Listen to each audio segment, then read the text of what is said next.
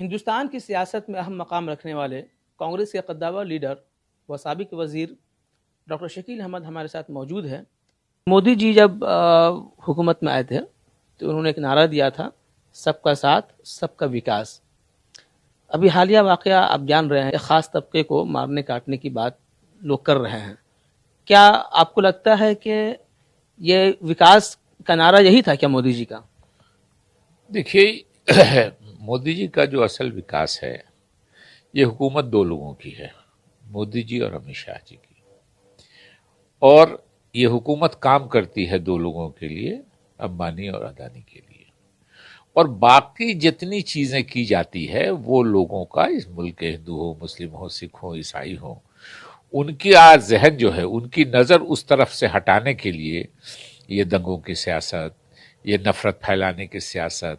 अंग्रेज भी यही किया करते थे। अंग्रेजों ने 1857 में इस मुल्क पे 58 में पूरा कब्जा कर लिया।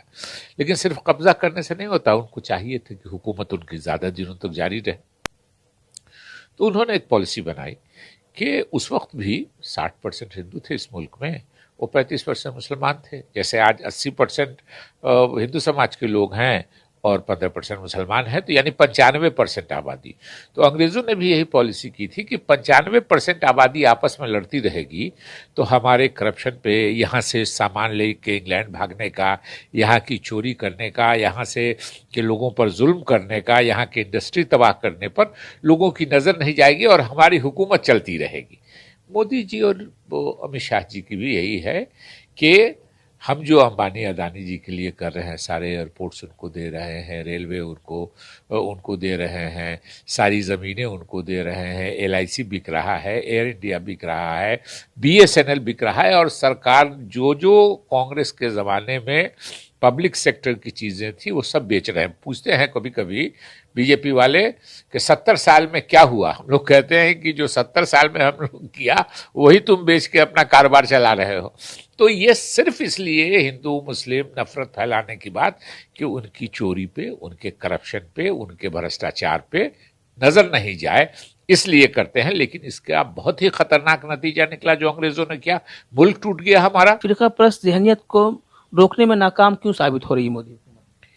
देखिए, वो नाकाम साबित नहीं हो रही है, वो तो चाहते ही है कि वो रहे, फिरका परस्ती के नाम पे बढ़े। ये फिरका परस्त नहीं है। आप बताइए, फिरका परस्त है कि किसी एक फिरके के हमदर्द। तो सो कॉल्ड आप कह सकते हैं कि मोदी जी और ये लोग बीजेपी वाले कहते हैं कि वो हिंदू समाज के हमदर्द हैं। आप जरा गौर कीजिए कि ये किसके हमदर्द हैं। मैंने अभी जिक्र किया BSNL बंद हो रहा है। BSNL में मैं उस डिपार्टमेंट में मिनिस्टर था। 96,000 लोग बेरोजगार हो रहे हैं, उसमें 84,000 हमारे हिंदू समाज के लोग बेरोजगार हो रहे हैं। किसको ज्यादा नुकसान हो रहा है? एयर इंडिया बंद हो रहा है। एयर इंडिया में 1,20,000 लोग बेरोजगार हो रहे हैं, जिसमें से 1,08,000 हमारे बेचारे हिंदू समाज के भाई बेरोजगार होंगे। किसानों की आमदनी इस मुल्क में 14 सालों में सबसे नीचे है। किसानों में तादाद किसकी ज्यादा है? हिंदू समाज की ज्यादा है। बेरोजगारी हमारे मुल्क में 45 सालों में सबसे ऊंचे के लेवल पे पहुंच गई। बेरोजगार नौजवानों में किसकी तादाद है? हिंदू समाज के हमारे नौजवानों की तादाद है। ये नुकसान सबसे ज्यादा हिंदू समाज का कर रहे हैं। दिनों पहले भी लालू जी ने एक बयान दिया था चिराग पासवान को लेकर, और उसके अलावा भी जो तमाम पार्टियां हैं बीजेपी के खिलाफ, उन्होंने कहा था एक प्लेटफॉर्म पे आने की जरूरत है। कांग्रेस का इसमें कितना रोल होने वाला है?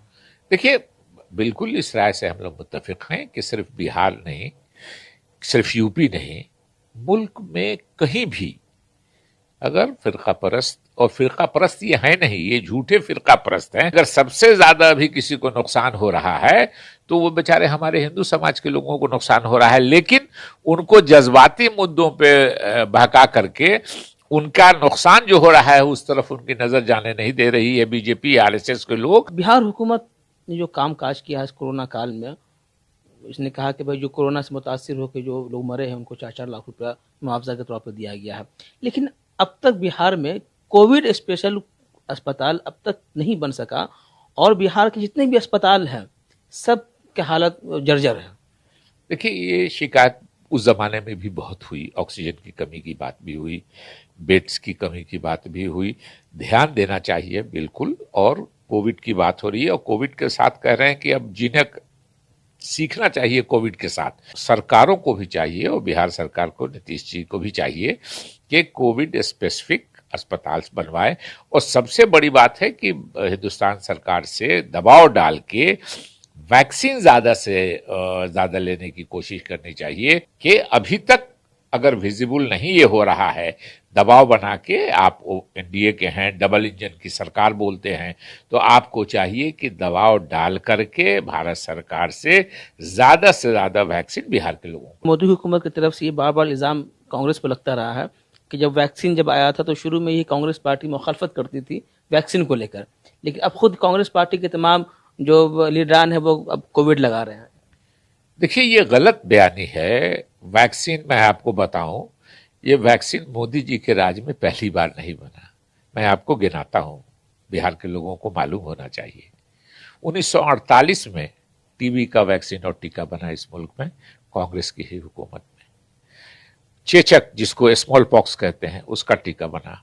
टेटनस का टीका बना, मीजल्स का टीका बना, डिप्थेरिया बच्चों की बीमारी होती है उसका टीका बना, पोलियो का टीकाकरण वैक्सीन बना। ये कांग्रेस के ही राज में हुआ ना। कभी कांग्रेस ने या कांग्रेस के किसी प्राइम मिनिस्टर ने अपना फोटो छापा?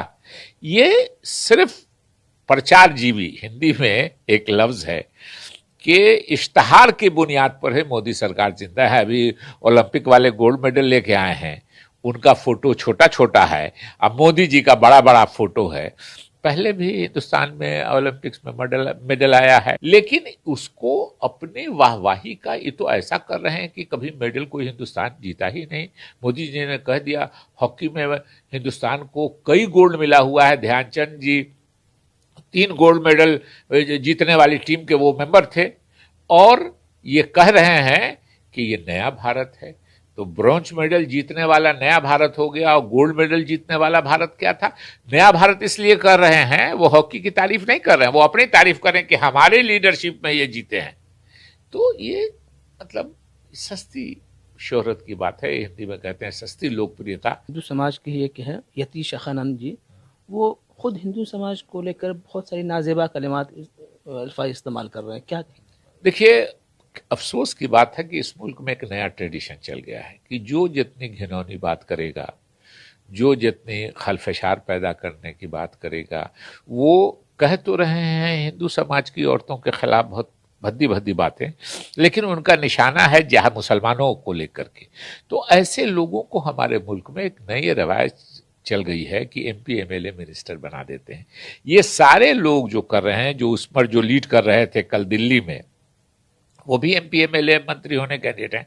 अब कंपटीशन हो गया है कि जो मुसलमानों को ज्यादा से ज्यादा गाली देगा, जो दूसरे वर्ग को ज्यादा से ज्यादा नीचा दिखलाने की कोशिश करेगा दूसरे समाज को, तो उसको सियासी पार्टी टिकट दे देगी और उसको वो भाजपा और ये लोग टिकट देंगे और वो जीत जाएगा।